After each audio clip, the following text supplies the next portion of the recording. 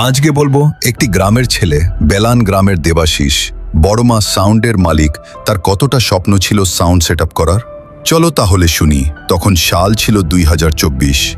সে ছোট থেকেই সাউন্ড সেটআপের ভক্ত ছিল। যেখানেই সাউন্ড সেটআপ বাজতো সেখানেই যেত, আর সাউন্ড সেটআপের সামনে গিয়ে ভাবতো আমিও যদি সাউন্ড সেটআপ বানাতে পারতাম। তারপর একদিন ভাবলো আমিও সাউন্ড সেটআপ বানাবো। তারপর প্রস্তুতি নিল, বানাবো। তার কাছে যেটুকু টাকা ছিল সেটুকু দিয়ে 12 ইঞ্চি সোলার সেটআপ বানালো। তারপর 16 সোলার সেটআপ ভাড়া খাটিয়ে একটা 12 ইঞ্চির 30 বানালো। তখন বড়মা সাউন্ডের সাউন্ড সিস্টেমের সকল দর্শক নাচাতো এবং মন ভরাতো। তারপর মার্কেটে 15 ইঞ্চি আসলো।